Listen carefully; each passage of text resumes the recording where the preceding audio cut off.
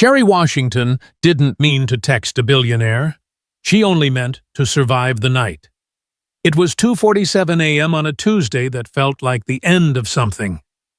The kind of humid Houston darkness where even the air conditioning seemed to give up.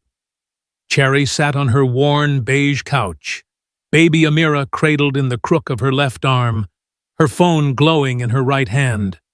The lamp behind her cast warm, amber light across the small living room, the only light she'd left on to save electricity. Amira stared up at her with those wide, alert eyes that should have been sleepy by now, her tiny mouth working in that way that meant she was still hungry. The empty formula can sat in the kitchen. Cherry had already stretched the last scoop as far as it would go, mixed with more water than any pediatrician would approve. Babies know when you're trying to fool them. Amira knew. Cherry's fingers trembled as she pulled up her brother-in-law's contact. James had helped before, reluctantly, with that particular brand of Christian charity that felt more like judgment than grace. She didn't want to ask again, but this wasn't about pride anymore.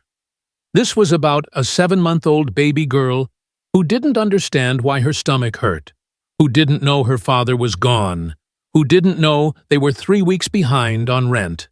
She shifted Amira higher against her chest, feeling the warmth of her small body, and typed with her thumb, "James, I'm so sorry to ask again. I need $40 for formula. Amira's almost out. I get paid Friday. I promise I'll pay you back. Please." Her vision blurred. She hit send before she could talk herself out of it. Before shame could override desperation, she didn't double-check the number. She didn't look at the contact name. She just held Amira closer, kissed her forehead, and whispered a prayer into the quiet apartment. 4 minutes later, her phone buzzed against her palm. "I think you have the wrong number," Cherry's breath caught. Her eyes went wide, shock rippling across her face as she stared at the screen. 1 digit, just 1 digit off.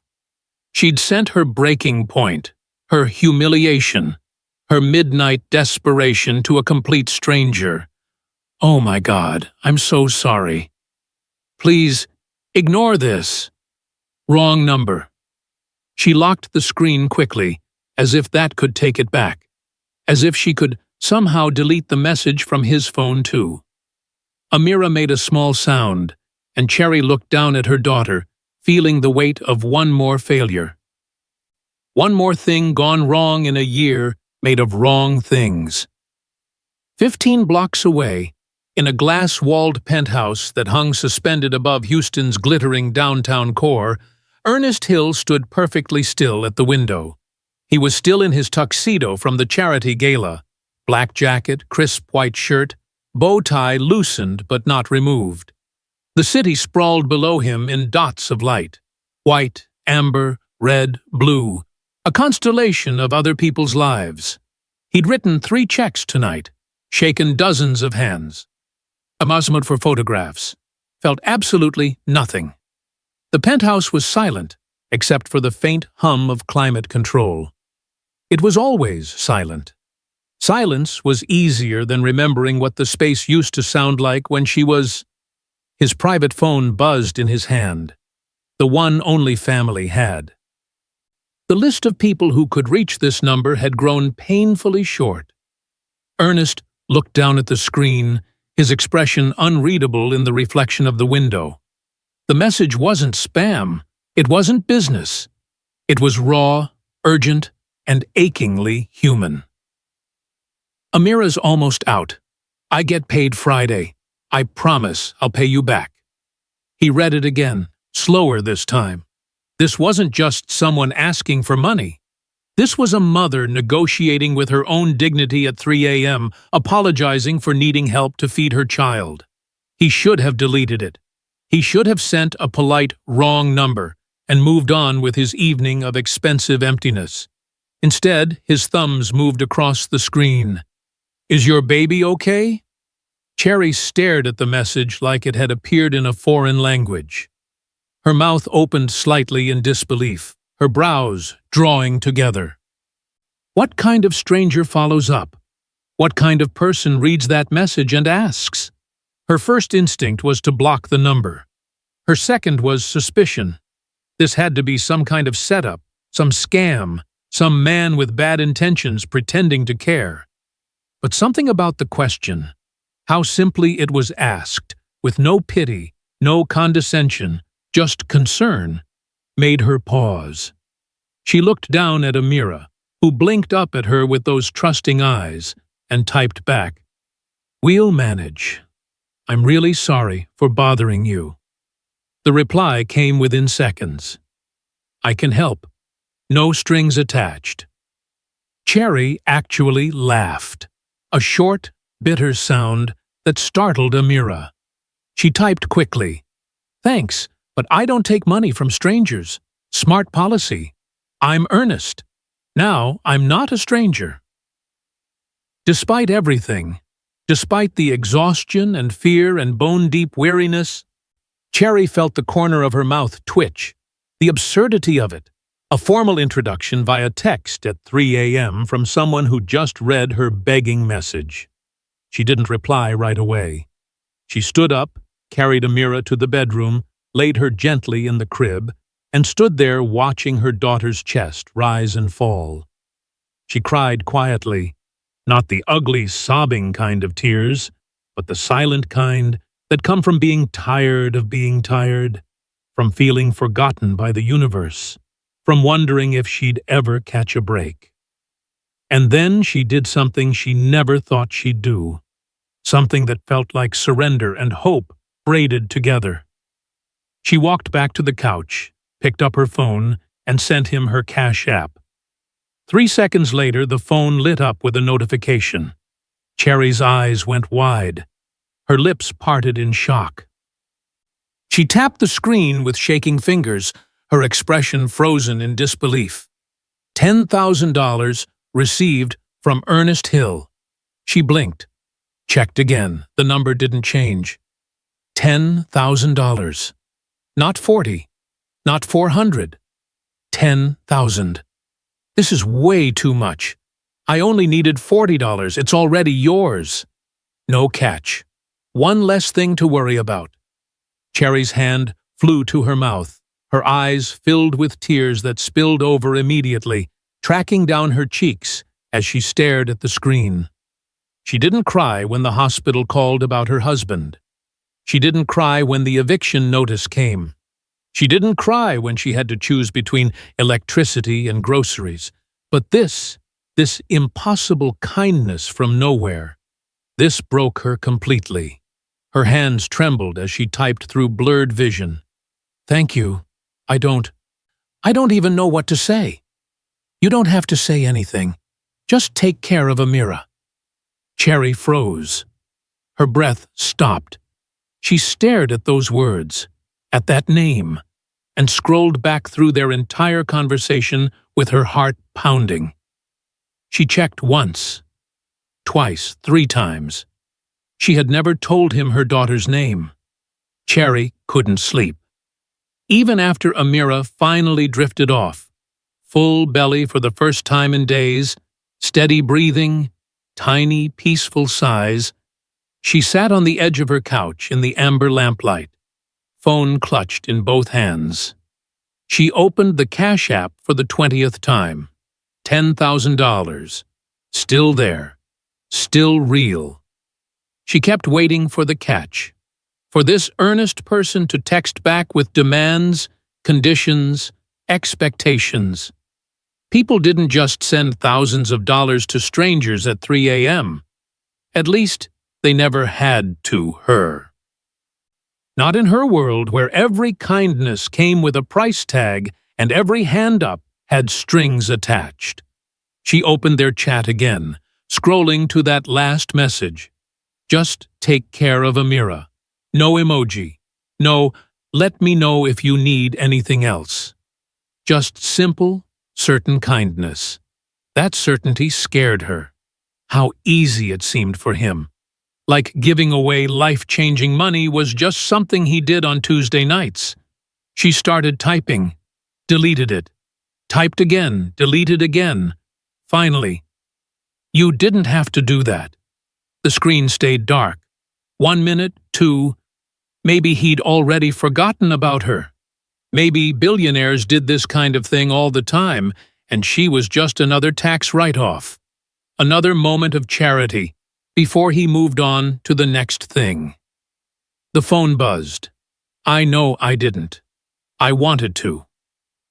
Across the city, Ernest Hill stood at the floor-to-ceiling windows of his penthouse office, the tuxedo jacket discarded on his desk chair, bow tie hanging loose around his neck. The city lights blurred into bokeh behind him, soft circles of white, blue, amber, red. He'd stayed at the office instead of going home. He always stayed late. Not because he had work to do, but because the penthouse felt too empty, too quiet, too full of ghosts. His phone buzzed in his hand. "Why would you help someone like me? You don't even know me." Ernest stared at those words, his jaw tightening slightly, his eyes unfocused on the middle distance. Most people who contacted him wanted things: partnerships, investments, board seats, access. This was the first time in years someone had asked him why he cared. So he told her the truth, or at least part of it. The part he could bear to say out loud. Because once upon a time, someone helped me when they didn't have to. I've never forgotten that. There was a long pause. Then, "I want to pay you back." His brows drew together. For what? For the formula. For the kindness. For not ignoring me. Another beat.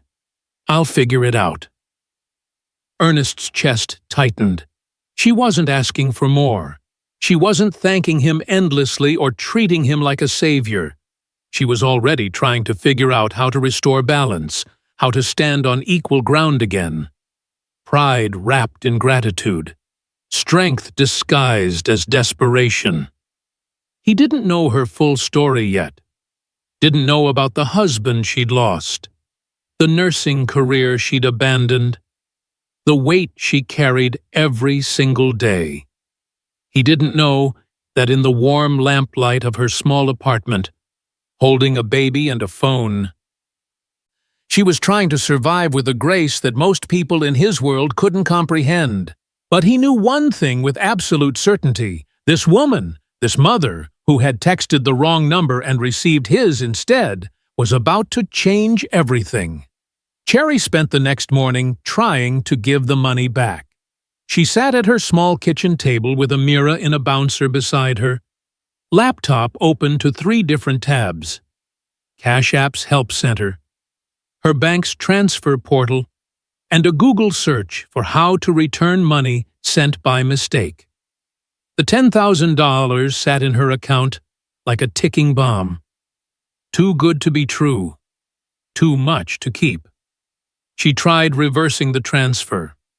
Transaction cannot be reversed. Funds accepted by recipient. She tried sending it back.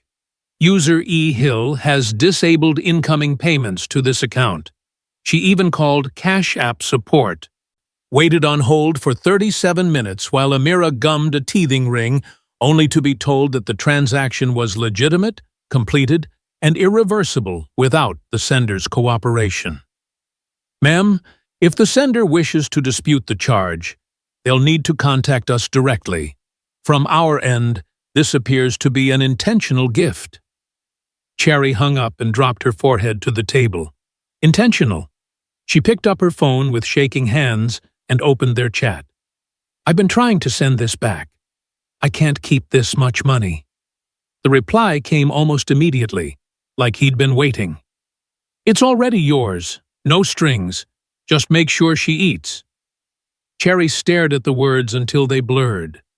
There was something final about them. Something immovable. She typed and deleted 4 different responses, before finally setting the phone down and walking away. 3 days passed. 3 days where Cherry bought formula without checking her bank balance first. 3 days where she paid the electric bill in full and didn't have to choose between groceries and diapers. 3 days where the knot in her chest loosened just enough to breathe. But she couldn't stop thinking about him. Ernest Hill. She'd Googled him, of course. Everyone did that, didn't they? And what she found made her stomach drop. CEO of Hill Industries, net worth estimated at $2.3 billion, major donor to children's hospitals and education initiatives. Photos of him at galas, ribbon cuttings, corporate events. Always in a tuxedo or tailored suit, always with that same controlled expression, handsome, composed, unreachable. And widowed. The articles mentioned it delicately. Hill, who lost his wife, Victoria, 3 years ago, continues her legacy through the Victoria Hill Foundation. Cherry closed the laptop and looked at Amira, who was dozing in her swing. She understood loss. She understood the specific weight of going on alone when you'd planned to do everything together. But that didn't explain how he knew Amira's name. That thought circled her mind like a vulture, day and night. She'd scroll back through their messages, checking again and again. She'd never mentioned it. Not once. And Cash App only showed her username, @CherryW2024. On the 4th night, her phone buzzed while she was folding laundry on the couch. "How's Amira tonight?" Cherry's hands froze mid-fold, a tiny onesie suspended in the air. Her heart kicked against her ribs.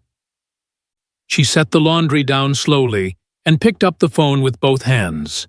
She stared at that message for a full minute, her pulse loud in her ears. "How do you know her name?" The typing indicator appeared, disappeared, appeared again. "I'm sorry. I didn't mean to frighten you." "That's not an answer." Another pause. "Your Cash App receipt showed a profile picture. You and your daughter. There was a necklace visible, spelled out Amira. I apologize if that feels invasive." Cherry's hand flew to her throat, fingers finding the delicate gold chain she wore every day. The one her husband had given her 2 days after Amira was born, before the accident, before everything fell apart. She'd forgotten the necklace was even visible in her profile photo.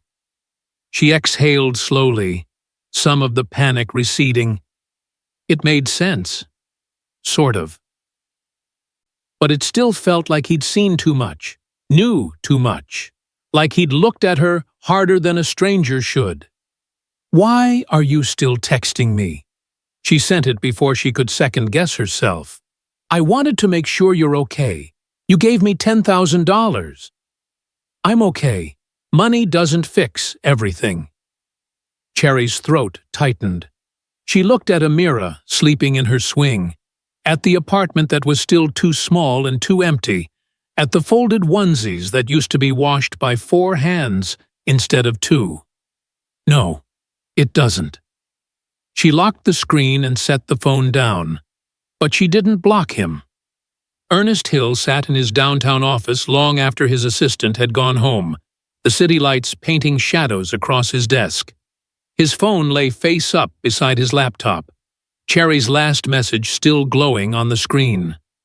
No, it doesn't. 2 words that held an entire story he didn't know yet but felt in his bones. He picked up his desk phone and pressed a familiar extension. His assistant, Gabrielle, answered on the 2nd ring despite the late hour. "I need you to do something discreet," Ernest said. "Of course. The number I sent you yesterday. I need to know where the text came from. General area, nothing invasive. And Gabriel." He paused, choosing his words carefully. "Do not contact her. Do not approach her. Just location information." "Understood." May I ask why? Ernest's jaw tightened. No. He hung up and turned back to the window, his reflection ghost-like against the glass. Victoria stared back at him in his memory. Bright eyes, infectious laugh, hands resting on her swollen belly as she talked about nursery colors and baby names they'd never get to use. Promise me something, she'd said that last morning, holding his face between her hands. If something happens to me, don't stop living. Don't disappear into your work and forget what it feels like to care about people. He'd promised, and then he'd broken that promise for 3 years straight. Until a wrong number text at 3 a.m. reminded him what it felt like to be human. Cherry couldn't sleep again. She lay in bed staring at the ceiling, listening to Amira's baby monitor, trying to make sense of the last 4 days. Ernest Hill was either the kindest man she'd ever encountered, or the most dangerous. Maybe both.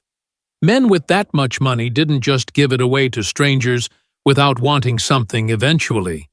That's what her sister would say. That's what every cautionary tale taught. But his messages didn't feel manipulative. They felt lonely. She reached for her phone on the nightstand and opened the Bible app she'd downloaded months ago. She scrolled to Proverbs, looking for something about wisdom or discernment, or how to tell the difference between a blessing and a trap. Trust in the Lord with all your heart, and lean not on your own understanding. She closed her eyes and whispered into the darkness, I don't know what to do here. I don't know if this is from you or if I'm being foolish. Show me something, please. Her phone buzzed. Cherry jumped, nearly dropping it. A text from Ernest. I know you have questions. I know this is strange, but I'm not asking for anything from you, Cherry. I just wanted to help. That's all. Her fingers hovered over the keyboard. She thought about ignoring it, about blocking him, about taking the money and disappearing into her normal life. Instead, she typed, Why did you help me? The response took longer this time. She watched the typing indicator pulse like a heartbeat. Because once someone helped me when they didn't have to. When my wife was pregnant, we were living in a studio apartment. I was building the business, working 100-hour weeks. One night she went into early labor. I had no car, no money for a cab. A stranger, a woman at the bus stop, called 911, stayed with us, rode with us to the hospital. I never got her name. Cherry's breath caught. We lost Victoria anyway. Complications during delivery. But that woman gave us a chance. She cared when she didn't have to. I've spent 3 years trying to figure out how to pay that forward. Tears blurred Cherry's vision. She could see it. The panic, the fear, the desperate gratitude. She knew that feeling intimately, the feeling of someone catching you mid-fall. I'm sorry about your wife, she typed. I'm sorry about your husband. Cherry's heart stuttered. How did you... Your Cash App profile. Wedding ring still visible in the photo, but no mention of a husband helping. Just you. I recognize that particular kind of tired, Cherry. I've seen it in my own mirror. She closed her eyes and let the tears come silently. 2 strangers. 2 losses. 1 impossible connection across a city that felt smaller suddenly. Thank you, she finally typed. Not just for the money, for seeing me. I see you, came the reply. And you're doing better than you think. Cherry set the phone down on her chest and stared at the ceiling, feeling something she hadn't felt in months. Not quite hope, not quite peace, but something close, something like the first light before sunrise, A fragile thread of trust, thin as spider silk, began to weave itself between two people who needed it desperately, neither quite knowing yet how much it would hold or how much weight it would soon be asked to bear. The messages came more frequently after that night. Not intrusive. Ernest never texted before 8 p.m., never when Cherry might be putting Amira down. But when her phone buzzed after the baby was asleep, Cherry found herself reaching for it with something that felt dangerously close to anticipation. "How was your day? Did Amira try the sweet potatoes yet? There's a meteor shower tonight. Can you see it from your window?" Small questions that opened into bigger conversations. Cherry told him about her nursing degree, about working pediatric ICU before Amira was born, about how she'd loved the work but couldn't afford childcare on a single income. Ernest told her about building his company from nothing, about the loneliness of success, about how he'd named the foundation after Victoria but couldn't bring himself to visit it most days. Their exchanges stretched longer. What started as polite check-ins evolved into midnight conversations, raw, honest, the kind of vulnerable you can only be with someone who's already seen your worst.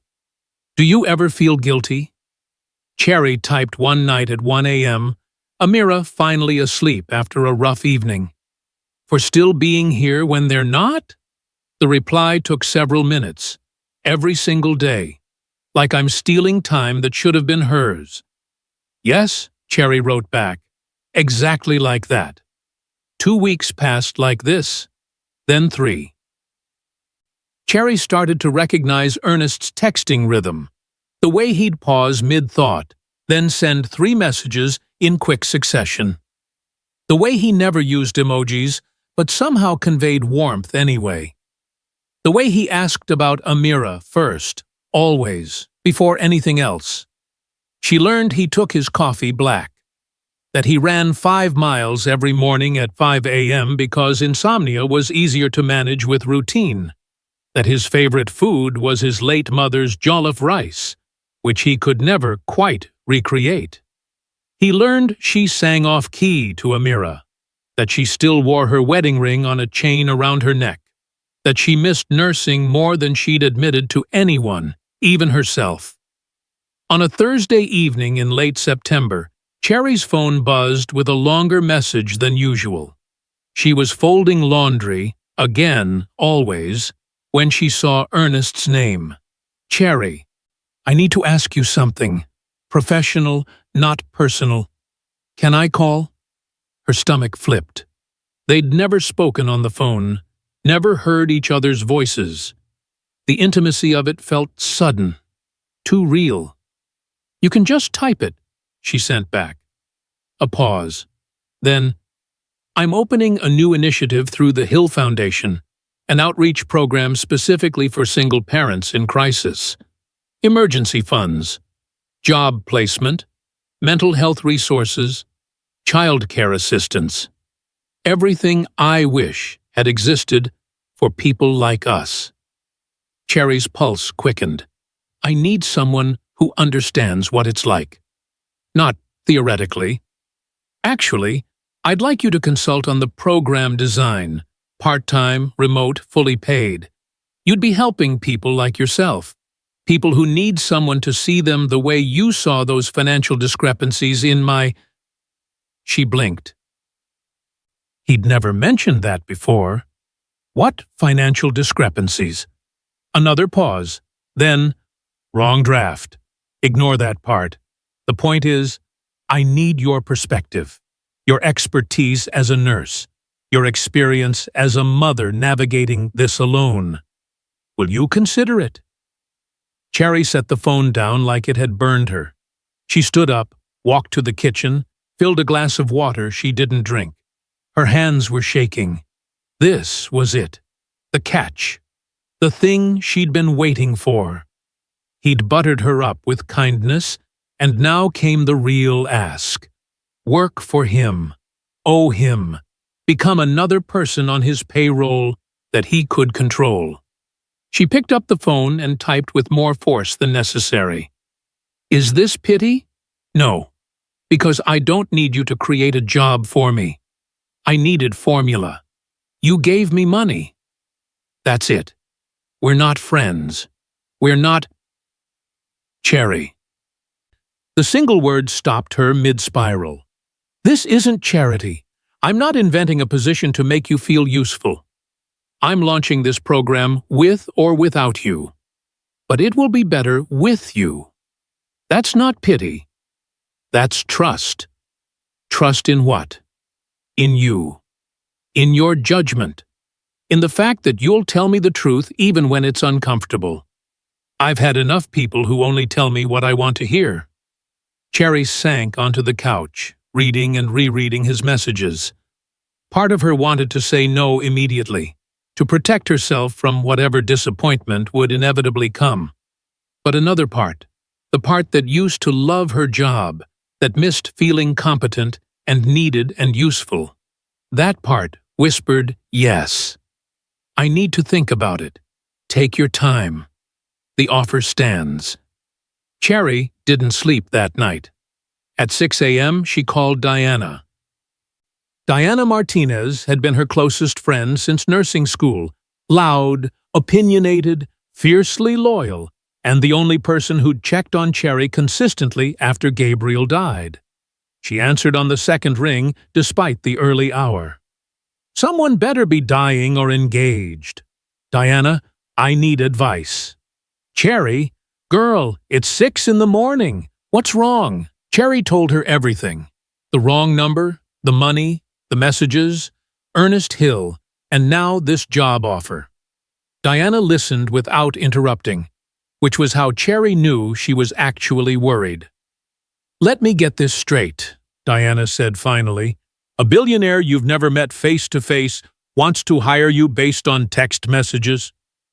When you say it like that, no, wait, I'm not done.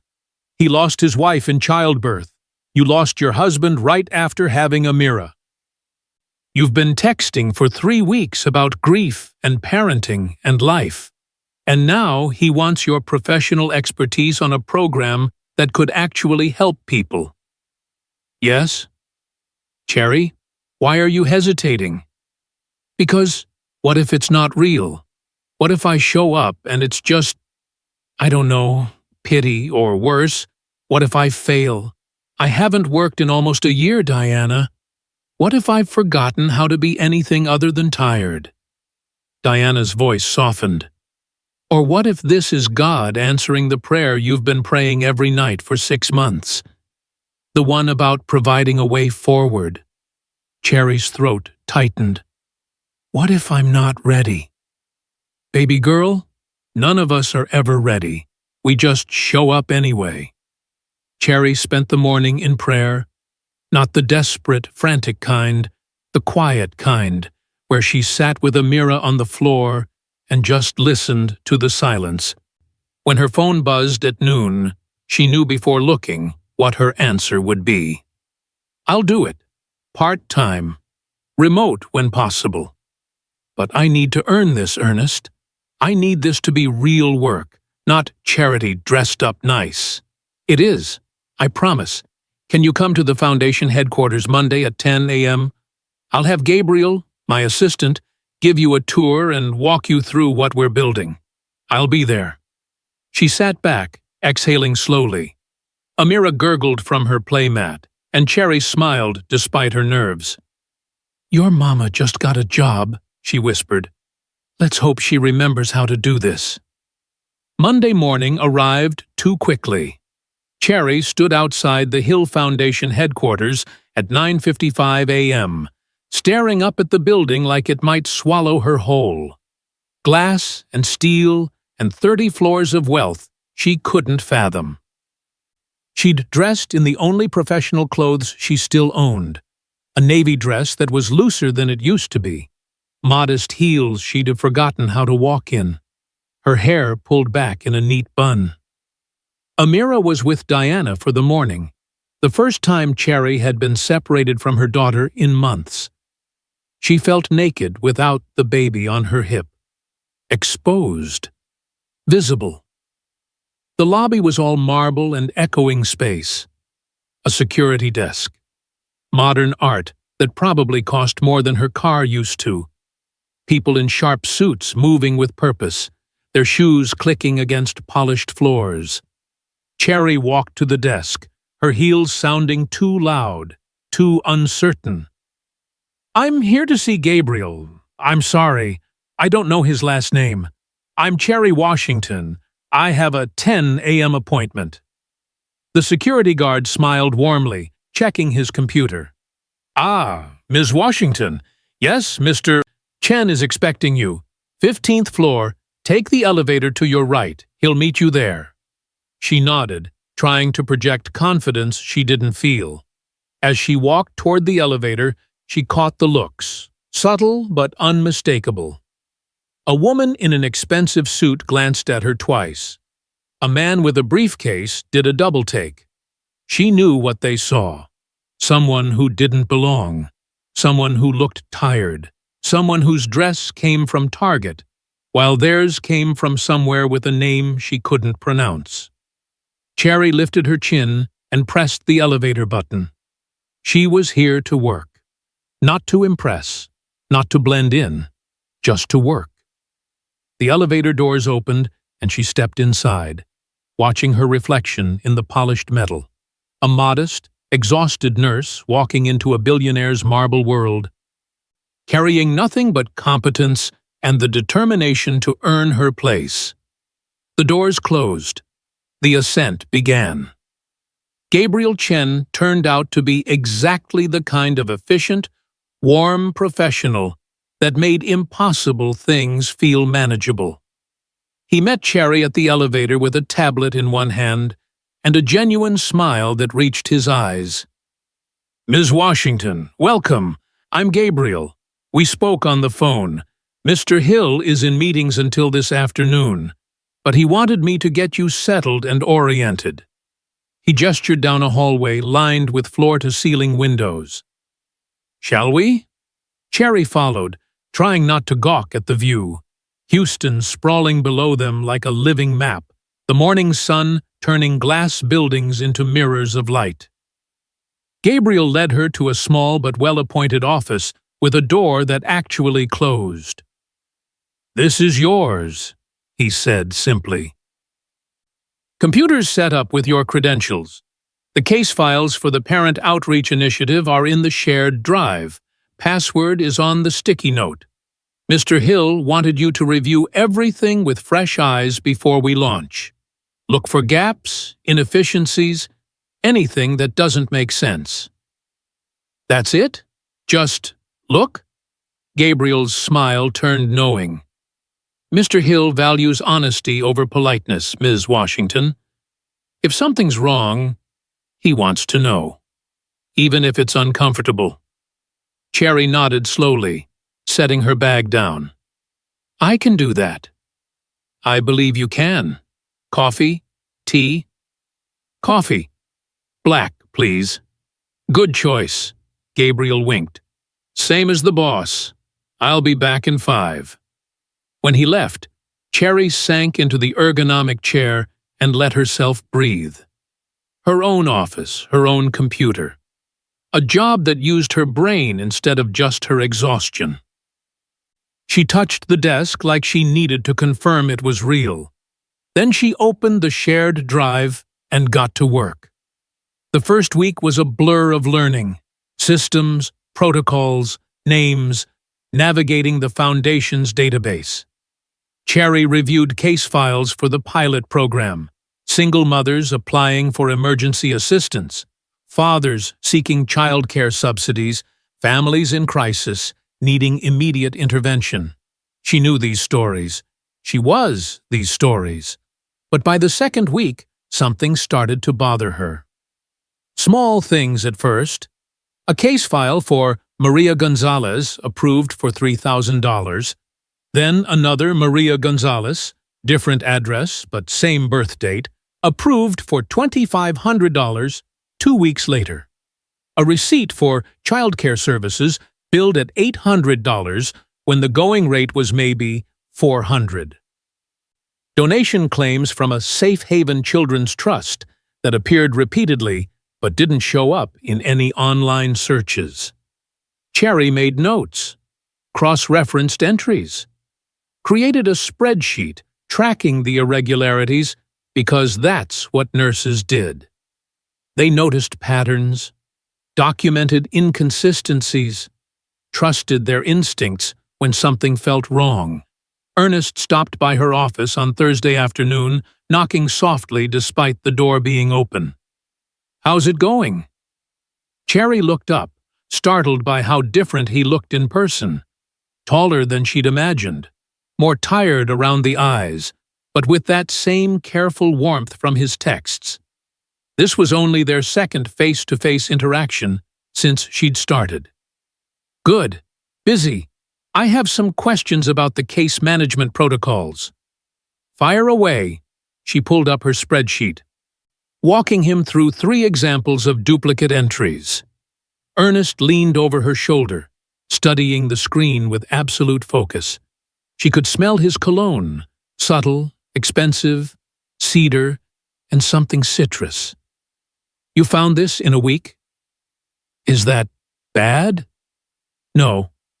He straightened, something sharp flickering in his expression. "It's exactly what I needed. Can you document everything you find? Every inconsistency, no matter how small?" "Of course. Should I send it to someone specific?" "Send it to me. Only me." His jaw tightened. "I want to see it all." After he left, Cherry sat back in her chair, unease settling in her stomach like a stone.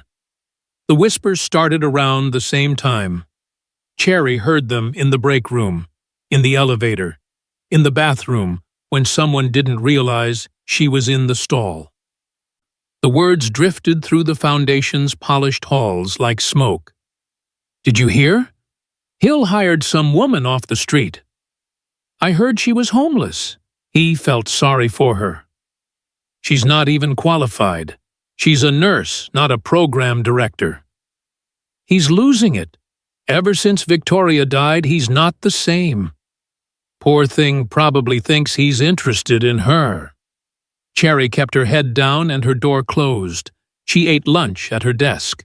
She avoided the break room, but the words followed her anyway, attaching themselves to her confidence like burrs. Diana called during her commute home on Friday. "How's the fancy corporate gig?" "They think I'm a charity case," Cherry said flatly.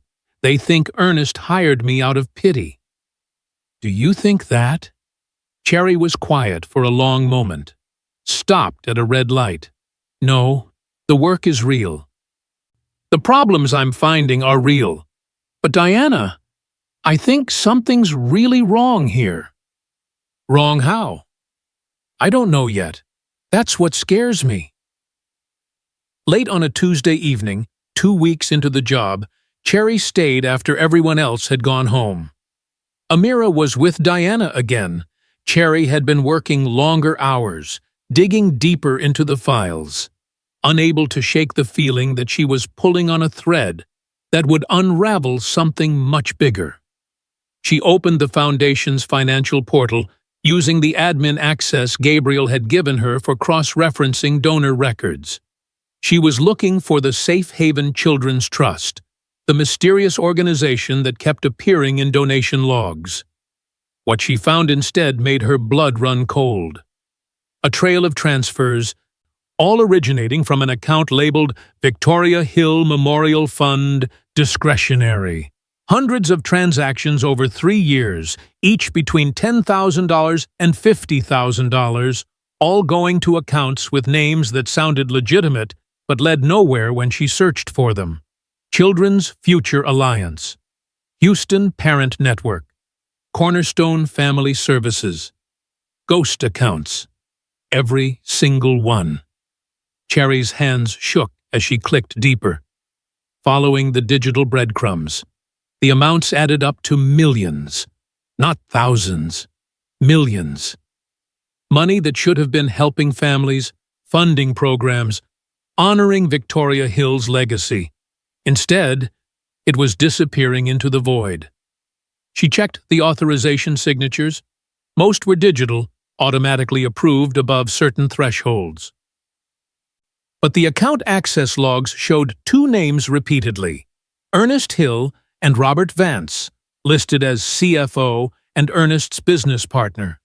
Cherry sat back, her heart pounding so hard she could hear it. This was fraud.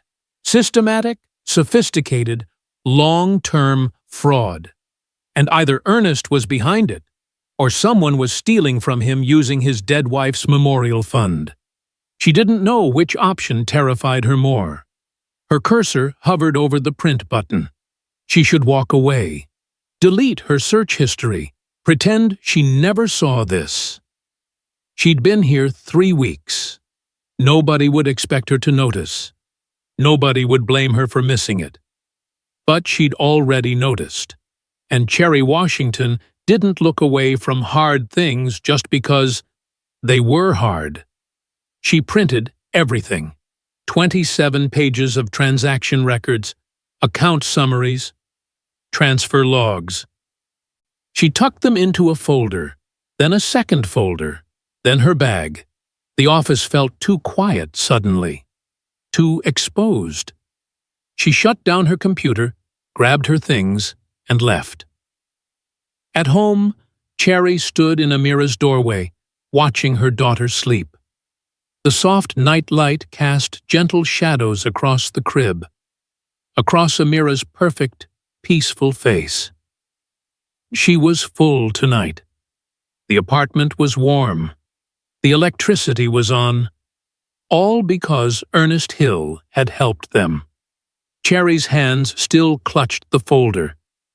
"If I tell him, I could lose everything," she whispered to the darkness, to her sleeping baby, to God. This job, the money, the stability. He could think I'm accusing him. He could fire me. We could end up right back where we started. She closed her eyes, leaning against the door frame.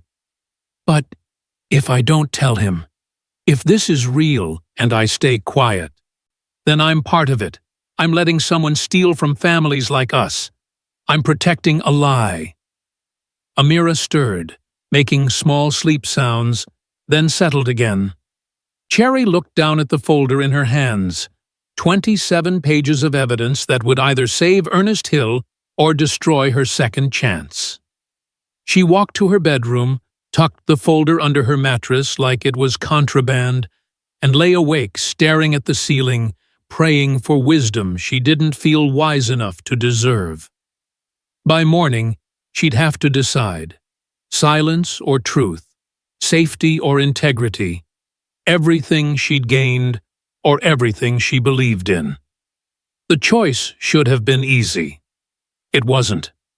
Will Cherry risk everything to confront Ernest? Subscribe now to find out what happens when she walks into his office with 27 pages of evidence. You won't want to miss what comes next. Subscribe. Cherry requested a private meeting with Ernest at 4 p.m. on Wednesday. She didn't sleep the night before. Barely ate. Diana had taken Amira for the afternoon without asking questions, which meant she'd asked the right ones, and knew Cherry needed space to do something hard. Gabriel showed her to Ernest's personal office on the 30th floor, a space she'd never been to before. Floor-to-ceiling windows overlooked the city, the same view he must have had the night he received her desperate text. The office was surprisingly understated. Clean lines, minimal decoration, a single photo on the desk of a woman with warm eyes and an infectious smile. Victoria. Ernest stood when she entered, his expression shifting from polite professionalism to something more guarded when he saw her face. "Close the door," Cherry said quietly. He did, then gestured to the sitting area, 2 leather chairs positioned near the window, not across a desk, not employer and employee, something closer to equal. Cherry sat, the folder heavy in her lap. Her hands wouldn't stop shaking. I found something, she said, and I need you to tell me the truth about what it means. Ernest's jaw tightened almost imperceptibly. Show me. She handed him the folder, watched his face as he opened it, as his eyes scanned the first page, then the second. His expression didn't change. Controlled, measured, the mask of a man who'd learned to hide everything. But his knuckles went white around the pages. Where did you find this? His voice was deadly quiet. The financial portal. I was cross-referencing donor claims and followed the trail. Ernest, there are millions missing. From Victoria's Memorial Fund. Ghost accounts, fake organizations, systematic transfers over 3 years. And the authorization signatures are mine and Robert's. He set the folder down carefully, like it might explode. I know, Cherry's breath caught. You know? I suspected. Ernest stood abruptly, walked to the window, pressed his palm flat against the glass. I've suspected for months, but I didn't have proof. I didn't want proof. And now? His voice cracked slightly. Now you're telling me it's worse than I thought. Ernest, if you knew... I didn't know. He spun to face her, and for the first time since she'd met him, his composure shattered. I had a feeling, instinct, the same instinct that told me something was wrong when Victoria's medical bills didn't match the insurance statements. The same instinct I ignored because Robert was my best friend. Because he held me together when she died. Because I needed him to be who I thought he was. Cherry stood slowly, moving closer but not touching. Talk to me? Ernest's laugh was bitter. About what? About how I've been so buried in grief for 3 years that I let my best friend steal from my wife's legacy? About how the foundation that was supposed to honor her memory has been funding someone's offshore accounts instead of helping families? His hands clenched into fists. About how I'm either complicit or I'm a fool, and I don't know which is worse. You're neither. Cherry's voice was firm, cutting through his spiral. You're grieving, and someone you trusted exploited that. Those are 2 different things. Ernest looked at her, really looked at her, and something in his expression cracked open. How did I miss it, Cherry? How did I let this happen to her? Because you were surviving, she said softly. That's not a crime, Ernest. That's human. He turned back to the window, his reflection ghost-like in the glass. When he spoke again, his voice was raw, scraped clean of pretense. Victoria went into labor 6 weeks early. I knew something was wrong. She kept saying she was fine, but I knew. We got to the hospital and everything happened so fast. Complications, hemorrhaging. They had to choose. His breath fogged the glass. They asked me to choose. Her or the baby. Cherry's throat tightened. I chose her. Of course I chose her. And she died anyway. They both did. Ernest's reflection showed a man carved hollow. Robert was the only person who didn't tell me it wasn't my fault. He just sat with me. Didn't try to fix it. Didn't try to explain God's plan or tell me time heals. He just stayed. And now he's stolen from you, Cherry said quietly. I don't know that for certain.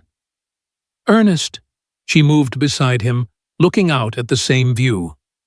Yes, you do. He was silent for a long moment. Then, if I'm wrong about him, I lose my best friend. If I'm right, I lose him anyway. Plus my reputation, the foundation's credibility, Victoria's legacy, everything I've built to mean something after she was gone.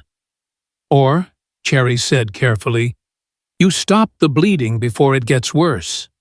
You protect the families this foundation is supposed to serve. You honor Victoria by making sure her name isn't attached to fraud. Ernest closed his eyes. How? Quietly, carefully. We dig deeper. Trace where the money actually went. Find evidence that's bulletproof. Build a case before we confront him. She paused. I'll help you, if you want me to. He turned to look at her fully. Why would you do that? You could walk away right now. Take what you've learned to the authorities, protect yourself. Let me deal with the fallout. Because that's not who I am. Cherry held his gaze. And because you helped me when you didn't have to. Maybe it's time someone did the same for you. Something shifted in Ernest's expression, gratitude and grief, and something deeper, something neither of them was ready to name yet. You could lose everything. Your job, your credibility. If this goes wrong, if Robert finds out you're digging, I know the risks. Cherry, I know. She said it firmly. I've already counted the cost. I've already prayed about it. And I'm still here, telling you this. Because some things matter more than safety.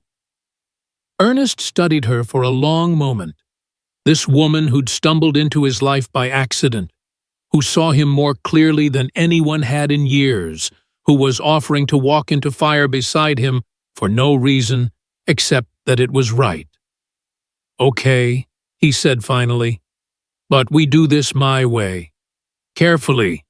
You document everything, but you don't take unnecessary risks.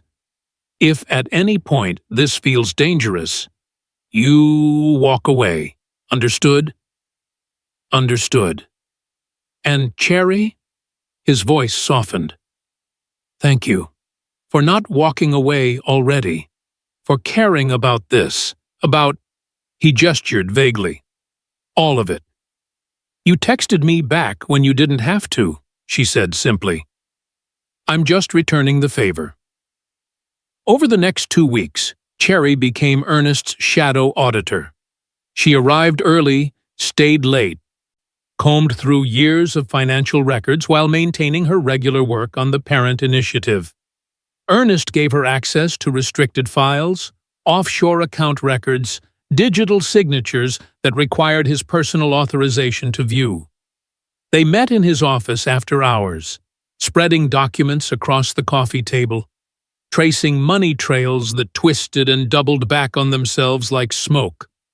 Gabriel knew something was happening, but asked no questions. Diana knew Cherry was working too much, but trusted her judgment. The evidence mounted. Robert Vance's name appeared everywhere, authorizing transfers, approving expenditures, signing off on donations to organizations that existed only on paper. And underneath it all, a pattern.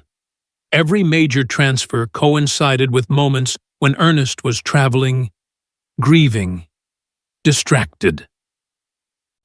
He waited until I was weakest, Ernest said one evening, staring at a timeline Cherry had created. Every time I went to visit Victoria's grave, every anniversary, every time I was too broken to pay attention, that's when the biggest transfers happened. Cherry's hand moved toward his shoulder, stopped midway, settled on the table between them instead. He knew when you wouldn't be watching. He knew me. Ernest's voice was hollow. That's what hurts most. He knew exactly how destroyed I was and used it. They worked in heavy silence after that. The city lights glowing outside the window, the office feeling smaller and more intimate as night deepened. Cherry noticed things she hadn't before. How Ernest rolled his shoulders when he was tired. How he ran his hand through his hair when he was frustrated. How he looked at her when he thought she wasn't paying attention. She noticed how safe she felt here. How natural it felt to sit beside him, shoulders almost touching, working towards something that mattered. How her grief and his grief seemed to understand each other, in ways that didn't need words. Around 10 p.m., Ernest stood to make coffee. He returned with 2 cups, setting one beside Cherry with the careful attention of someone who remembered she took it black. "You should go home," he said. "Amira needs you." "Amira's asleep. Diana's got her tonight." Cherry took the coffee, their fingers brushing briefly. Neither pulled away quickly. "Besides, we're close. I can feel it." Ernest sat back down, closer this time. "What made you become a nurse?" The question surprised her. "My grandmother. She had dementia. I took care of her my last 2 years of high school. It was hard, but it felt like I was supposed to be doing it. Like maybe grief and exhaustion could be turned into something useful." "You're doing that now." Cherry looked at him. "So are you." His expression softened in the low light. "I'm glad you texted the wrong number." "So am I." She meant it completely. They held each other's gaze a moment too long. Not romance, not yet, but something profound taking root. Trust. Partnership. The recognition of 2 people who'd survived the unsurvivable and found each other in the aftermath. Ernest cleared his throat, looked back at the documents. "1 more hour. Then I'm making you go home." 1 more hour, Cherry agreed.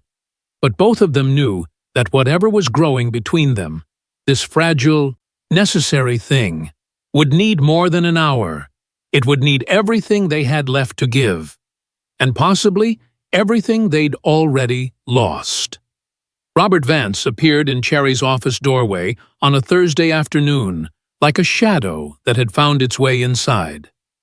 "Miss Washington, do you have a moment?"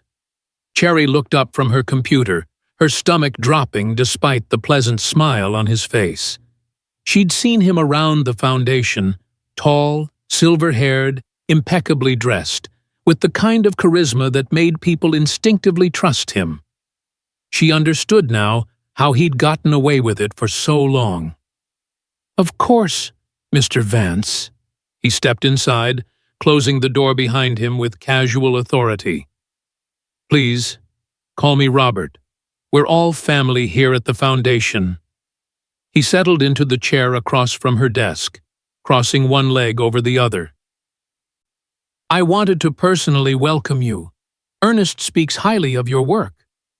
"That's kind of him. He tells me you have quite the eye for detail. Found some discrepancies in our case management files?" Robert's smile never wavered, but something cold flickered behind his eyes. "I'm impressed. Most people wouldn't have caught those so quickly." Cherry kept her expression neutral. "Just doing my job." "And doing it well." He leaned forward slightly, lowering his voice like they were sharing a confidence. "Between you and me, Cherry, may I call you Cherry? Ernest has been under tremendous strain since Victoria passed. Sometimes he sees problems where there aren't any, gets fixated on small irregularities, loses perspective." Robert's tone was gentle, almost paternal. "I worry about him. He seems quite clear-headed to me." "Does he?" Robert tilted his head. "Did he tell you he spent 6 months after Victoria died, barely able to function? That I had to make most of the foundation's decisions because he couldn't get out of bed? The man's brilliant, Cherry, but grief does strange things to people. Sometimes it makes them paranoid, suspicious of the people trying hardest to help them." Cherry's pulse quickened, but she kept her voice steady. "I appreciate your concern for Mr. Hill, but I'm confident in the work we're doing." "Of course you are, and your loyalty is admirable. Truly." Robert stood, smoothing his suit jacket. "I just want you to be careful. You have a daughter to think about, yes? Amira, isn't it? It would be a shame if your ambition put you in a difficult position. These high-level financial investigations can be complicated." messy. Sometimes people get hurt just by being in the wrong place at the wrong time. The threat hung in the air like smoke, disguised as concern but unmistakable in its intent. Cherry stood as well, meeting his gaze directly. "Thank you for the advice, Robert. I'll keep it in mind." His smile tightened almost imperceptibly. "I'm sure you will. Welcome to the team, Cherry." He left, pulling the door closed behind him with a soft click that sounded like a warning. Cherry sat down slowly, her hands shaking. She pulled out her phone and texted Ernest, "We need to talk. Now." Ernest's private investigator delivered his report at 6 p.m. in Ernest's office. His name was David Kim, former FBI, methodical, expensive, and according to Ernest, worth every penny. Cherry sat beside Ernest on the couch as David laid out his findings with clinical precision. Robert Vance has been using the Victoria Hill Memorial Fund as a front for international money laundering. The ghost organizations you identified are shell companies registered in the Cayman Islands and Cyprus. The funds get transferred through multiple accounts, cleaned through legitimate-looking charitable donations, then moved offshore where they're virtually untraceable. David slid a folder across the table. He's been doing this for at least 3 years, timing major transfers to coincide with Ernest's absences or periods of acute grief. Estimated total, $8.7 million. Ernest's jaw clenched so tight, Cherry could see the muscle jump. How did he cover his tracks? Digital signatures, auto-approvals for amounts under $50,000, and carefully timed transactions. But here's the problem. David pulled out another document. He's got insurance, emails with your digital signature approving questionable transfers. They're fabricated. I can prove it. But they look legitimate enough to create reasonable doubt. If this goes public before we have airtight proof, he can claim you were either complicit or incompetent. So he walks away, Ernest said flatly. Or you both go down, David confirmed. He set it up perfectly. Mutually assured destruction. Cherry leaned forward, studying the emails. What if we don't go public? What if we make him reveal himself? Both men looked at her. Explain, Ernest said. He knows I'm digging. He came to my office today, warned me off, which means he's nervous, but he doesn't know how much we've found. Cherry's mind raced, pieces clicking together. What if we feed him false information, create duplicate ledgers with fake transactions that only he would access? When he tries to cover those tracks or move that money, we trace his digital footprints in real time. David's eyebrows rose. That's actually brilliant. We'd need to make it convincing enough that he acts on it, but obvious enough in hindsight to prove intent. Ernest shook his head. Absolutely not. Cherry, if he realizes what you're doing, he won't. You don't know that. This man just threatened you and your daughter. He threatened us, Cherry corrected, and I'm not backing down because he tried to scare me. Ernest, this is the only way to catch him without destroying you in the process. It's too dangerous. So is doing nothing. Cherry turned to face him fully. You gave me a second chance when I had nothing. Let me give you one too. Ernest's expression was torn between gratitude and fear. If this goes wrong, you could lose your job, your credibility. If he goes after you legally, you could lose custody of Amira. I know the risks. Knowing them and accepting them are different things. Cherry reached out, placing her hand over his on the couch cushion between them. I'm accepting them. I'm choosing this. Let me help you. Ernest looked at their hands, then at her face. Really looked at her, searching for any hesitation. He must have found only certainty, because after a long moment he nodded slowly. Okay, But we do this carefully. David coordinates everything, and at the first sign it's going sideways, you're out. Non-negotiable. Non-negotiable, Cherry agreed. David cleared his throat. If you two are done having a moment, we should discuss logistics. They worked until midnight crafting the trap. David created a set of falsified documents showing a new emergency fund for the parent initiative. $200,000 earmarked for immediate deployment. Cherry would enter them into the system using her credentials, making them visible to anyone with CFO-level access. They'd embed digital trackers in the files, monitor who accessed them, and wait for Vance to take the bait. He'll see it as an opportunity, David explained. A large sum, loosely monitored, connected to a new employee who doesn't know the systems well enough to notice discrepancies. He won't be able to resist. How long before we know if it works? Cherry asked. 48 hours, maybe less. He's gotten comfortable with the pattern. He'll move fast. Ernest walked Cherry to her car after David left. The parking garage was nearly empty, their footsteps echoing off concrete. You can still change your mind, Ernest said quietly. I won't. Cherry, she stopped, turning to face him under the fluorescent lights. Why are you trying so hard to protect me? Because I brought you into this. Because you have a mirror. Because... He stopped, jaw working. Because I care what happens to you. More than I probably should. The admission hung between them, vulnerable and honest. Cherry felt her breath catch. I care what happens to you, too. That's why I'm doing this. Ernest's hand lifted slightly, like he might touch her face, then fell back to his side. When this is over, we'll figure out what comes next, Cherry finished. But right now, we finish this. Together. He nodded, stepping back reluctantly. Text me when you get home. I will.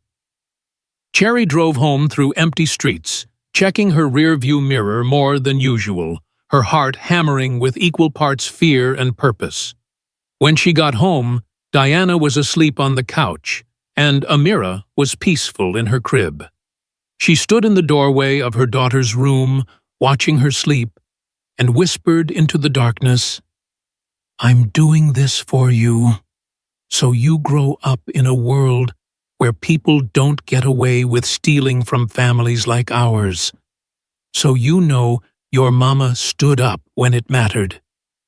Amira stirred, sighed, settled deeper into sleep. Cherry pulled out her phone and texted Ernest. Home safe. Tomorrow, we set the trap. His reply came immediately. Tomorrow, we end this. Cherry set her phone down and prayed. Not for safety, not for success, but for courage, for the strength to see this through, whatever came next.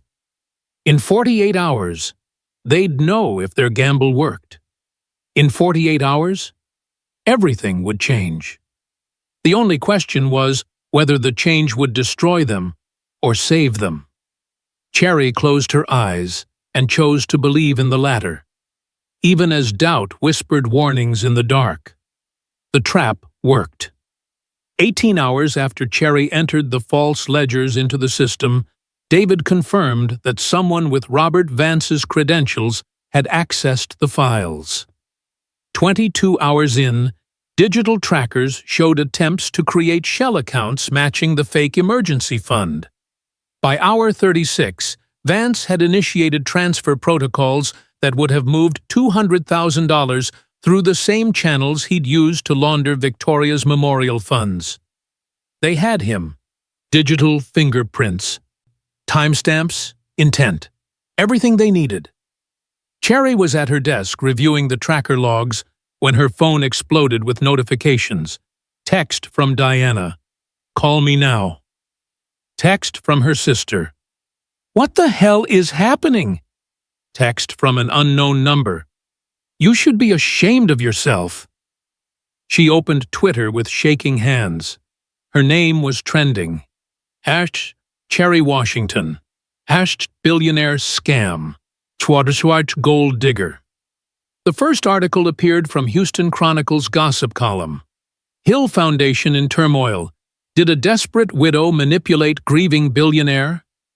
Sources close to Hill Industries report that Ernest Hill, CEO and philanthropist, hired Cherry Washington, a former nurse with no financial background, after she allegedly sent him desperate text messages asking for money.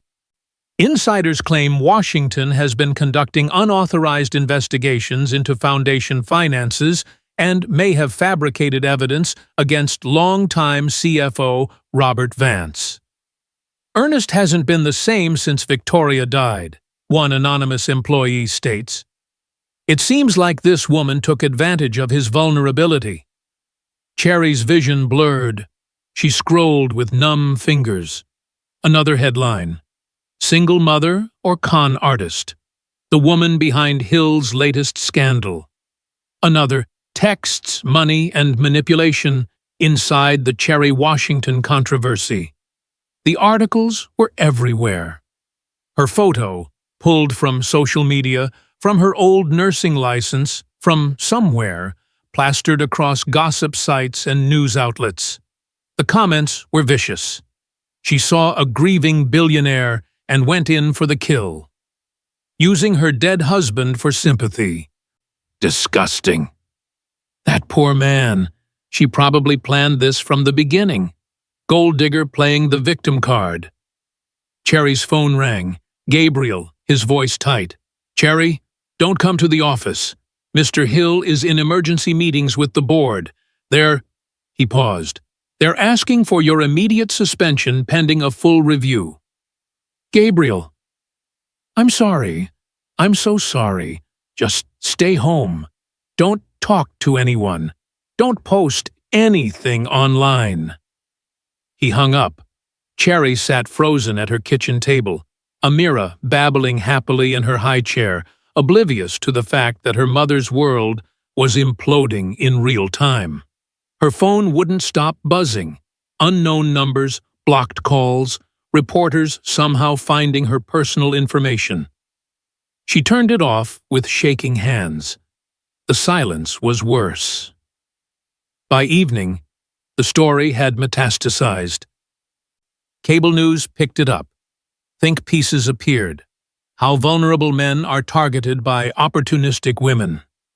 The problem with billionaire philanthropy. When good intentions go wrong. Cherry's landlord called. I'm getting reporters knocking on the building door, Cherry. I need you to maybe stay somewhere else for a few days. Diana came over, took one look at Cherry's face, and wrapped her in a hug that nearly broke her. We fight this. We sue them. With what money? Cherry's voice was hollow. I'm suspended. No income. And even if I could afford a lawyer, Diana, who would believe me? A poor, single mother against a billionaire and his best friend?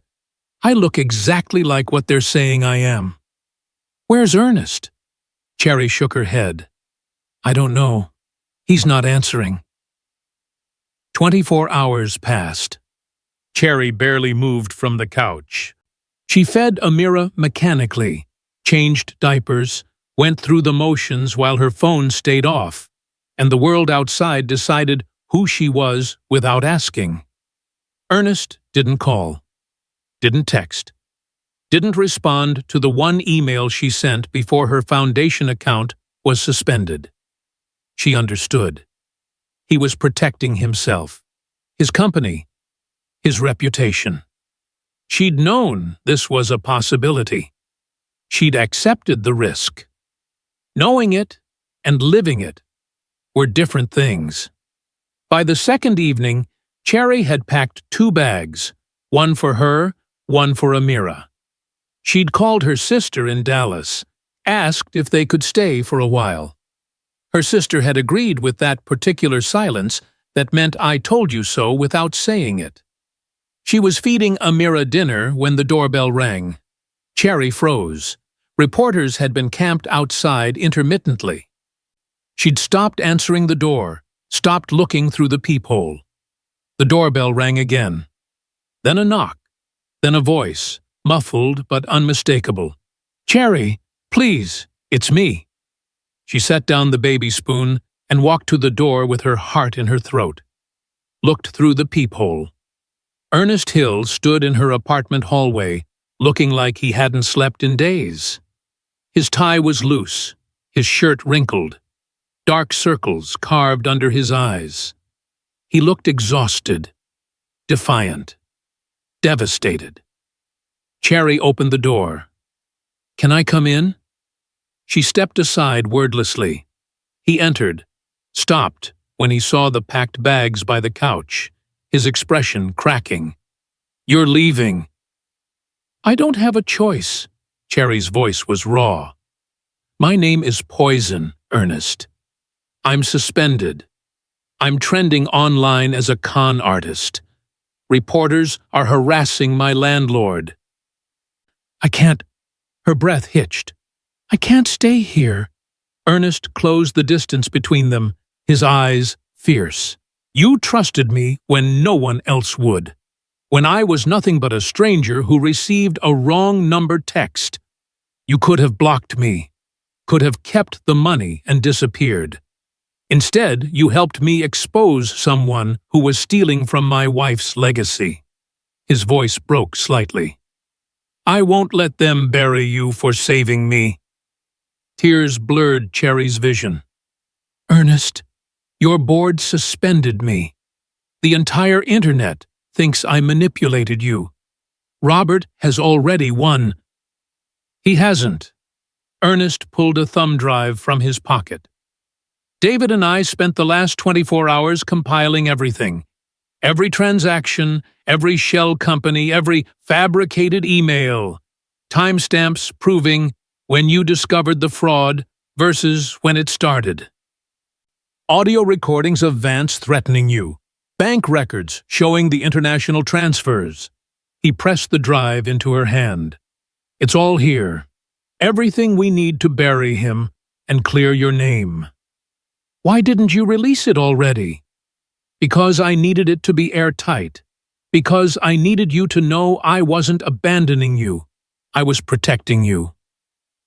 Ernest's hands moved to her shoulders, gentle but grounding.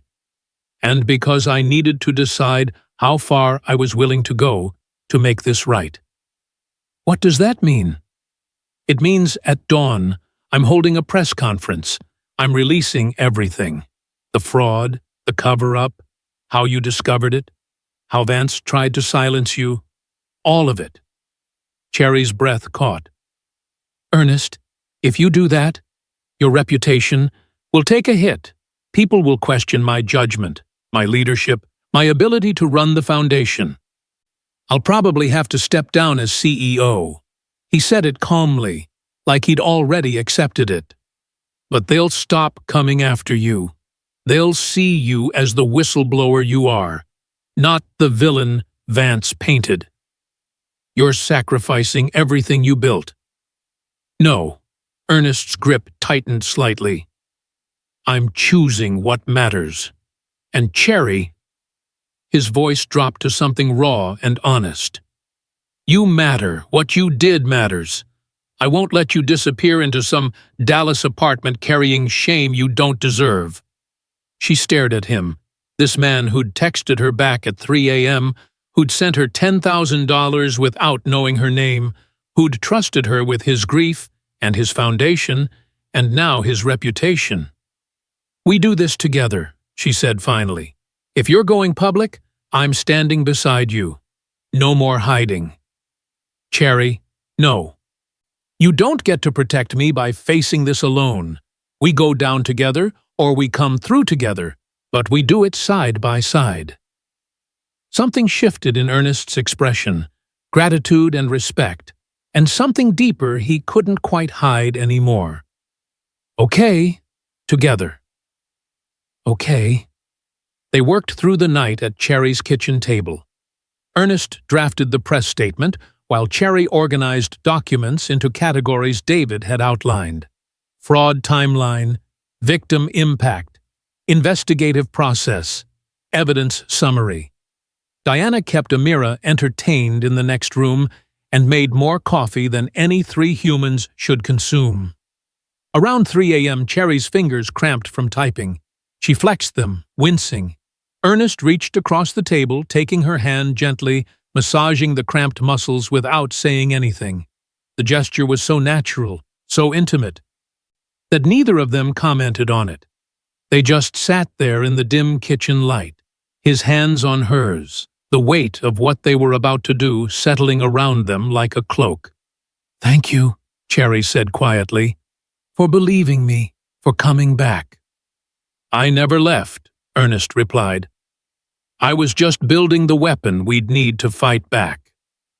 At 5:47 a.m., Ernest sent the final documents to his attorney, the SEC and Houston's district attorney. At 6:00 a.m., he uploaded the evidence to a secure server and sent links to every major news outlet. At 6:15 a.m., his phone started ringing. At 6:30 a.m., Cherry's Foundation email was reactivated with a message from the board. Suspension lifted pending investigation of alternate suspect. By 7 a.m., new headlines were breaking. Hill Foundation CFO accused of $8.7 million fraud. Billionaire exposes friend's betrayal. Credits whistleblower employee. Ernest Hill, Cherry Washington saved my foundation. Ernest and Cherry stood on her small apartment balcony watching the sunrise paint the Houston sky in shades of gold and amber. Her phone buzzed with messages, apologies, support, reporters wanting her side of the story. "It's going to get worse before it gets better," Ernest said. "I know. There will be investigations, testimonies, media scrutiny. I know. But we'll get through it." Cherry looked at him. This man who'd been a wrong number, then a stranger, then a friend, then something she didn't have words for yet. Together? Ernest took her hand, lacing their fingers together as dawn broke over the city that had tried to destroy them both. "Together," he promised. And for the first time in 48 hours, Cherry believed him. 2 weeks felt like 2 lifetimes. Robert Vance was arrested on 14 counts of fraud, money laundering, and embezzlement. His mugshot appeared on every news outlet, the silver hair and expensive suit looking suddenly hollow. The charisma evaporated into something mean and desperate. Federal investigators seized his accounts, froze his assets, and began the long process of tracing every stolen dollar. The foundation went into crisis management mode, emergency board meetings, internal audits, staff interviews. Cherry gave her testimony to the SEC, the district attorney, and 3 different investigative journalists. Each time, she told the truth simply. She'd found irregularities, reported them, and nearly paid for her honesty with her reputation. The narrative shifted, slowly at first, then with gathering momentum. Cherry Washington, the whistleblower who saved a billionaire's legacy. How a wrong number text led to exposing $8 million fraud. Single mother's courage brings down Hill Foundation CFO. The comments changed too. Apologies mixed with support. Some people doubled down on their initial cruelty, but most quietly deleted their tweets and moved on to the next outrage.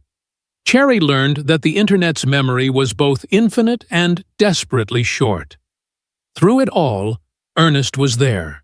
Not hovering, not smothering, but present.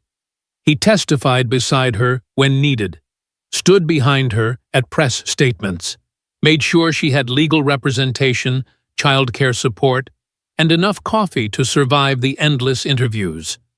They didn't talk about what came next. There wasn't time. But in the quiet moments, waiting in conference rooms, riding elevators, catching each other's eyes across crowded offices. Something unspoken passed between them.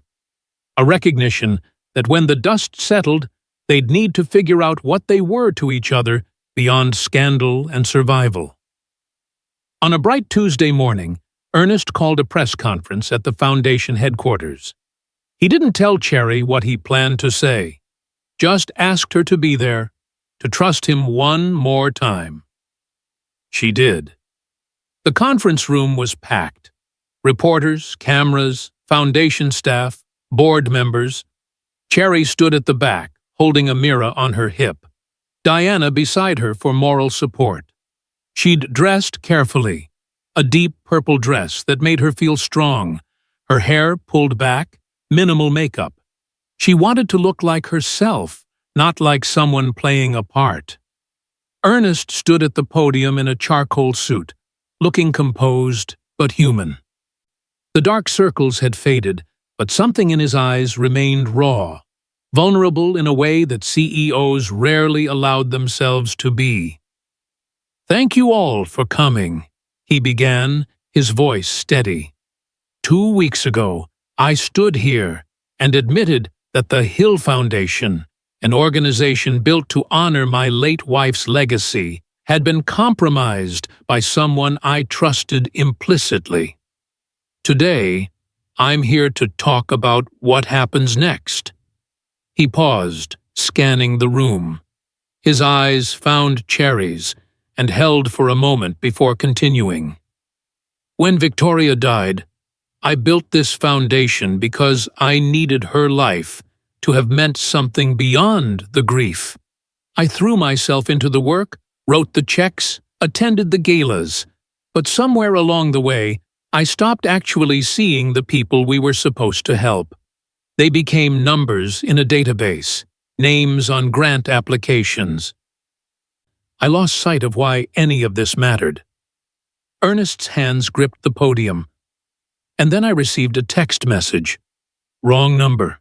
A mother asking for $40 to feed her baby. I could have ignored it. I should have ignored it.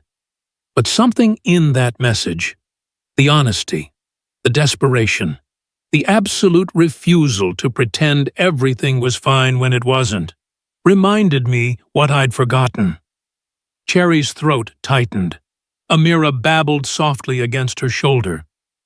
"Cherry Washington didn't just discover fraud in my foundation. She reminded me what integrity looks like, what courage looks like. She had everything to lose, her job, her reputation, her stability, and she spoke up anyway because silence would have meant being complicit in hurting the very people she was hired to help." A murmur rippled through the crowd. Cameras flashed. "A mother who asked for help reminded me what honesty looks like," Ernest said, his voice catching slightly. "And I will spend the rest of my career trying to live up to that example." He paused, pulling papers from inside his jacket. "Effective immediately. I'm resigning as CEO of the Hill Foundation." Shocked gasps, urgent whispers. Cherry's heart stopped. Ernest raised a hand for quiet. "This isn't defeat. This is accountability. I failed to protect my wife's legacy from someone who exploited my grief. I failed to see what was happening in my own organization. That's on me, and I take full responsibility." His eyes found Cherry again, and something in his expression shifted. Softer, certain. "But I'm not walking away from the work. I'm restructuring my involvement out." The board has approved the creation of a new initiative within the foundation, the Cherry Initiative, dedicated specifically to supporting single and widowed parents in crisis. Emergency assistance, job placement, mental health resources, child care subsidies. Everything I wish had existed for people like Cherry. Like me.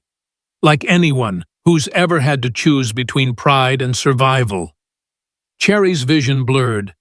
Diana grabbed her free hand and squeezed hard. "And I'm appointing Cherry Washington as its director.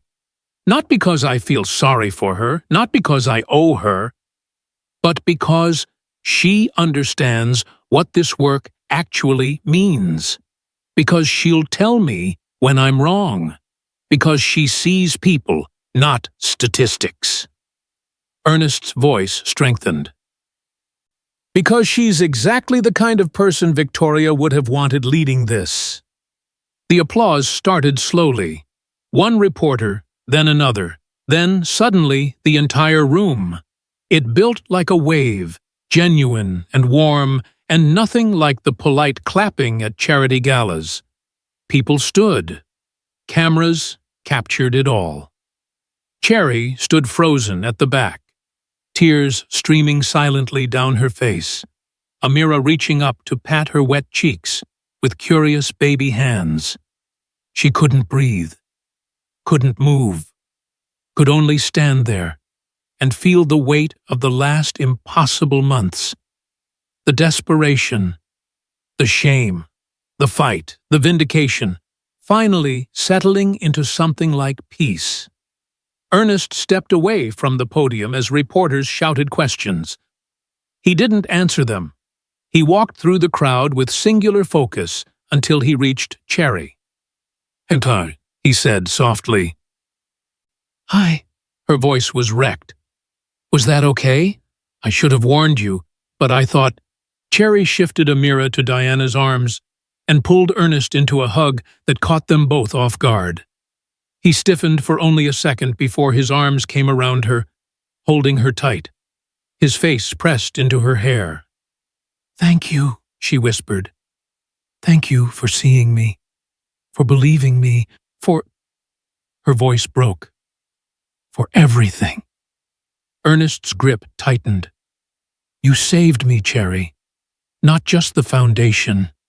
Me." They stood there in front of cameras and colleagues and strangers, holding each other like shipwreck survivors finally reaching shore. When they finally pulled apart, Ernest took her hand. "Can we talk? Somewhere private?" Cherry nodded, wiping her eyes. Diana took Amira for a walk, and Ernest led Cherry to his office, the same glass-walled space where she'd first confronted him with evidence of fraud, where they'd spent countless late nights building their case, where everything had started to shift from professional to something neither of them had dared name yet. The city sprawled below them, Houston stretching to the horizon in the late morning light. "I meant what I said," Ernest began, standing beside her at the window. "About you saving me. For 3 years, I've been going through the motions, working, donating, existing. But I wasn't living. I was just waiting. For something. For permission to feel again, maybe." Cherry turned to look at him. "Ernest, let me finish." He faced her fully. "That night I got your text. I'd just come from a gala where I'd written 6-figure checks and felt absolutely nothing. I was numb. And then I read your message, and for the first time in years, I felt something real. Someone needed help, and I could actually give it. Not through a foundation or a board meeting, but directly, immediately, one person to another." His hand found hers between them, fingers intertwining carefully. "Helping you gave my life meaning again. Getting to know you, working beside you, watching you fight for what was right, even when it cost you everything. Cherry, you didn't just expose fraud. You reminded me what it means to be human. To care about people, not just causes. To show up when it's hard. To choose integrity over comfort." "I was terrified the entire time," Cherry admitted. "I know. That's what made it brave." Ernest's thumb traced circles on the back of her hand. "I don't know what happens next. I know we've been through something impossible together. I know I trust you, more than I've trusted anyone in years. And I know that when I imagine the future, actually imagine it, not just endure it, you're there." Cherry's breath caught. "Ernest, you don't have to say anything now. We can take this slow, figure it out as we go. But I needed you to know." He squeezed her hand gently. "I needed you to know you're not just the whistleblower or the director of my new initiative. You're home," Cherry finished softly, the word feeling right the moment she said it. "You feel like home." Ernest's eyes closed briefly, like she'd said something he'd been afraid to hope for. When he opened them again, they were bright with emotion. "Yeah," he breathed. "Exactly like that." They stood together at the window, hands linked, looking out at the same skyline where it had all begun, when a desperate mother and a lonely billionaire had accidentally found each other in the darkness and chosen, again and again, to not let go. Outside, the city hummed with life. Inside, two people who'd survived loss and scandal and betrayal finally allowed themselves to hope for something neither had dared imagine. A future built not on tragedy, but on trust. Not on what they'd lost, but on what they'd found in each other. Cherry leaned her head against Ernest's shoulder. He pressed a kiss to her temple, soft and certain. And for the first time in years, they both felt like they might actually be okay. 6 months later, Cherry stood in her apartment and barely recognized it as the same space where she'd once sat in the dark, rationing formula and praying for mercy. The electricity was always on now. Warm light spilled from new lamps Diana had helped her pick out. Nothing fancy, but chosen with care, purchased without panic. The refrigerator hummed with actual food, fresh vegetables, milk that wasn't watered down, the good formula Amira's pediatrician recommended. Framed photos lined the bookshelf. Amira's first birthday party last month. Cherry and Diana at the Cherry Initiative launch event. A candid shot someone had taken of her and Ernest laughing over case files. The apartment wasn't bigger. She'd chosen to stay, despite Ernest's gentle suggestions about safer neighborhoods and more space. This place held her story. The walls had witnessed her breaking and her rebuilding. She wasn't ready to leave that behind yet. Amira was thriving. Almost a year old now, pulling herself up on furniture, babbling constantly in that half-language that sounded like she was explaining complex theories. She'd started sleeping through the night. Cherry had too, finally. The nightmares had faded. The ones where she lost everything, where the accusations were true, where she woke up back on that dark kitchen floor with an empty formula can and no hope. The Cherry Initiative had launched 3 months ago with 30 families in the pilot program. By month 2, they'd expanded to 50. Cherry's days were full in ways that felt purposeful instead of desperate. Interviewing families, coordinating resources, building the support system she'd needed and never had. She hired 2 case managers, both single parents themselves. She insisted on therapy resources for every participant. She made sure no one had to choose between pride and survival. Ernest had stepped into an advisory role at the foundation, focusing on fundraising and strategic partnerships, while the new CEO handled operations. He and Cherry worked together daily, meetings, site visits, program reviews.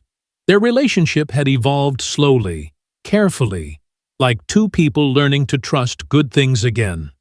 Dinner after work became regular. Weekend visits with Amira became natural. Held hands became stolen kisses, became something neither of them rushed to define, because the definition mattered less than the reality. He was her partner, her confidant, her home. She was his purpose, his honesty, his way back to living. On a quiet Thursday evening, Cherry was folding laundry on the couch, Amira already asleep, the apartment peaceful, when her phone chimed with an email notification. From Ernest Hill. Subject, none. Attachment, IMG 4792, JPG. Curious, Cherry opened it. The attachment loaded slowly, then filled her screen. A screenshot of a text message conversation. Her old phone number at the top. The timestamp, 2:51 a.m. The message, James, I'm so sorry to ask again. I need $40 for formula. Amira's almost out. I get paid Friday. I promise I'll pay you back. Please. Below it, in simple text, Ernest had typed, the accident that wasn't. Cherry's breath caught. Her eyes filled immediately, tears spilling over before she could even try to stop them. She pressed her hand to her mouth, shoulders shaking with silent sobs that were somehow both grief and joy tangled together. That message, that desperate, humiliating 3 a.m. message sent to the wrong number. The mistake that had changed everything. Except it wasn't a mistake. Was it? Not really. Her grandmother used to say that God worked in mysterious ways, and Cherry had always nodded politely while thinking it was just something people said when they couldn't explain tragedy. But this felt like something beyond coincidence, beyond chance. One wrong digit, one billionaire who texted back, one thread of connection that had unraveled both their lives just to weave them back together stronger. A knock at the door. Cherry looked up, wiping her eyes, heart already knowing who it was before she checked. She stood, crossed the small living room, opened the door. Ernest stood in the hallway, holding a single stem of lavender, her favorite, which he'd somehow learned without her explicitly saying. He looked uncertain, hopeful, more vulnerable than a man in a $1,000 suit should be able to look. "Hi," he said softly. Cherry's voice was wrecked from crying. "Did you get my email?" "I did." Ernest stepped closer, still in the hallway, close enough that she could see the emotion in his eyes. "You once asked me why I helped you," he said, his voice barely above a whisper. "That night when you thought I was crazy for sending money to a stranger. Do you remember?" Cherry nodded, not trusting her voice. "I told you someone helped me once when they didn't have to. And that was true. That woman at the bus stop, staying with Victoria and me, she did help. But Cherry—" He paused, searching for words. "I think the real reason I texted you back, the reason I couldn't ignore your message, the reason I sent 10,000 instead of 40, was because some part of me recognized you.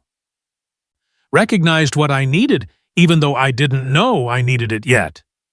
Ernest, it was never help," he continued, his hand coming up to cup her face gently, thumb brushing away a tear. "It was never charity or obligation or even kindness, really. It was home. You were home, and I didn't know I'd been lost until I found you." Cherry's tears fell faster. "One wrong digit." "One right digit," Ernest corrected softly. "The rightest thing that's ever happened to me." She pulled him inside, into the warm lamplight of her small apartment, and kissed him with everything she'd been too afraid to say out loud, gratitude and love, and the bone-deep certainty that some accidents were always meant to be. He kissed her back with equal tenderness, his arms wrapping around her like he was finally allowed to hold something precious without fear of breaking it. When they pulled apart, Ernest pressed his forehead to hers. "I love you, Cherry Washington." I should have said it weeks ago, but I was afraid I'd scare you off. I love you and Amira, and the life we're building and every single thing that led us here, including that wrong number." "I love you too," Cherry whispered. "I think I have for a while. I was just afraid." "Yeah. We don't have to be afraid anymore." Ernest kissed her forehead, her cheeks, the tip of her nose. "We made it through the hard part." Cherry laughed through her tears. "I think the hard part is just beginning. You know how complicated blended families are? How messy real life gets?" "I know," Ernest smiled. "I'm looking forward to every messy minute of it." Later that night, after Ernest had said goodnight with the promise of breakfast tomorrow, Cherry stood at her living room window, holding a sleeping Amira against her shoulder. The baby's breath was warm against her neck, her small body heavy with trust. Outside, Ernest's car was still parked at the curb. He'd said he wanted to sit for a minute, make some calls, give her space to process. But Cherry knew he was really just making sure they were safe before he left. Watching over them the way he had since that first 3 a.m. text. The city lights reflected off the car's windshield, turning ordinary glass into something luminous. Cherry watched those reflections shift and shimmer, thinking about the journey from desperation to here. From that dark kitchen floor, where she'd hit send on the wrong number, to this moment, holding her daughter, loved by a good man, leading work that mattered. "Your mama was really lost once," she whispered to sleeping Amira. "Your mama was so scared and so tired and so sure nothing would ever get better. And then she made a mistake, one tiny mistake, and it turned out to be the best thing she ever did." Amira stirred, made a small sleep sound, settled deeper against Cherry's shoulder. "I want you to remember this when you're older," Cherry continued softly. "When life gets hard, and you make mistakes, and you think you've messed everything up beyond fixing, I want you to remember that sometimes the wrong turns lead you exactly where you need to be. Sometimes the accidents are actually miracles wearing disguises." Through the window, Cherry saw Ernest's car lights flicker on. He was leaving, trusting her to rest, to process, to come to him tomorrow as an equal. Not someone who needed rescuing, but she knew the truth. They'd rescued each other. One desperate text, one compassionate response. Two broken people finding wholeness in the unlikeliest of places. Cherry kissed Amira's forehead and carried her to the nursery. The one with the new crib Ernest had insisted on buying. The one with the mobile that played soft lullabies. The one that no longer felt like a place of desperation, but like a room where dreams were safe.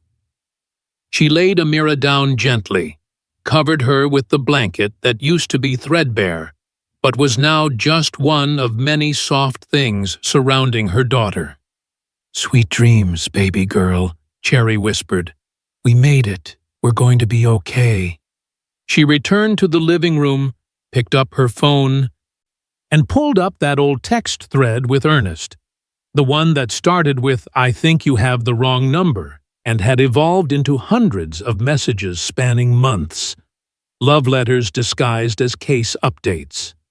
Confessions wrapped in late-night texts. A relationship built one careful word at a time. She typed, "Thank you for the lavender. Thank you for the email. Thank you for seeing that desperate message months ago and texting back. Thank you for being my right number." His reply came almost instantly. "Thank you for making the mistake. Best accident of my life. Sweet dreams, Cherry. I'll see you tomorrow." Cherry set the phone down and turned off all the lights except one small lamp.